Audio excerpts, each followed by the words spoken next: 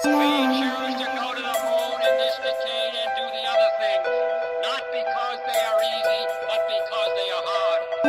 Because that goal will serve to organize and measure the best of our energies and skills. Because that challenge is one that we're willing to accept, one we are unwilling to postpone, and one we intend to win.